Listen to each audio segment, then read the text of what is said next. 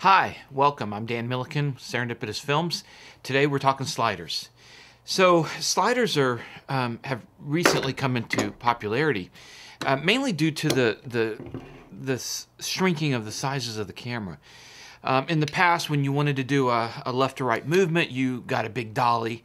You normally had to have multiple people laying track. You had to do all sorts of things, or you could get a cheap doorway dolly. But it was labor intensive and fairly expensive and very large. With the smaller cameras have come the smaller apparatus, and this is called a slider. Now this is one of the very least expensive. It's made by Glide Track, and when it first came out, there weren't that many accessories that there are today with the sliders. But what I like about this small Glide Track is that it's extremely portable. Anything larger than this, you don't want to put it on a tripod that has, a ball. This is a very small one, but even the bigger heads, you don't want to put anything bigger than this tripod on a head like this, because as you get out into the wings, it will twist and cause problems. The other drawback to this small slider is that it has to actually go on top of a head, so that now you're panning, you're doing your movement, and the camera may be way out here. It causes some interesting shots when you do that. But then when you go up to the next level of slider, which I have right here, this is a slider dolly with an SLYDER. This slider dolly also can go on the tripod right here. It's a little heavier. You definitely need to use a non-ball head tripod, something like this, that I have for jibs and sliders. This isn't going to give way. It's much more solid. This bigger slider has some nice features. First of all, it has a tension knob that you won't find with the Glide Track, and you can lock it down if you need to. The other thing I like about this slider is that the track is actually inside and protected. With this one, the track is on the outside here, and it can get scratched up. You might have to come in and buff it down. Now, since Glide Track's made this, they've also made some much bigger ones and ones that have a lot more accessories. One of the issues with sliders that you need to decide is what you're going to do. You can mount the camera directly to the plate or the chassis here, or you can buy an adapter. This is probably the next level up adapter.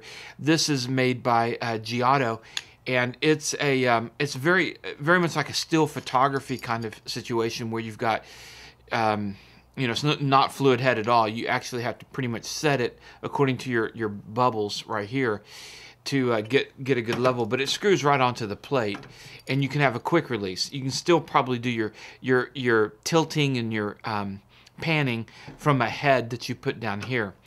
The next option, which I don't have here, is that you can actually buy the cage that you can set a fluid head ball tripod in, or tripod head in. And what's great about that is that now you've got your control. As you slide, you can do your pans and twists and turns and everything from here, which is better than doing it from below the slider, in my opinion. Now, one other factor that I really like, because there are many times that when I was using this, which another thing I like is how portable this is. You can just throw it in anywhere and go and instantly add a massive amount of production value to your shooting. And it's one person. I would have to prop things up if I took it off the tripod and set it down tabletop. Usually I'd have to try to prop it up somehow. The new sliders come with legs, and what I like about these is that they quick attach on.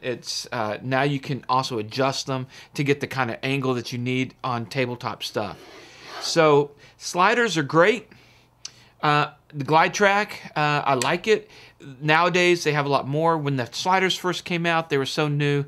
Nowadays, all the sliding companies are making a lot more accessories. When you get into the really big sliders, now you've kind of gone into the world of the dollies, and that you need multiple people, you need better support, and it becomes a much larger deal. When I bought this slider dolly from Digital Juice, One of the things that they offered was an even longer one, like a 60-inch slider. And I thought about it. Problem is, I really don't have the tripod to handle that. And you probably at that point need to be propping up the slider on either end. One other note too on sliders, they're okay for DSLRs. Once you start adding a lot of accessories, it just becomes heavier and heavier. And especially when you're using a ball tripod, anything larger than this is going to cause you a lot of problems. If you've got really firm support on your slider, then you can go up to much bigger cameras. It's not going to be that big of an issue. So that's the rundown on sliders. They're great things to have. They run from about as low as $300 on up to $500 to $800 to $1,000, especially depending on what accessories you get, whether you get the bowl to hold the tripod head or whatever you want to do. So that's sliders.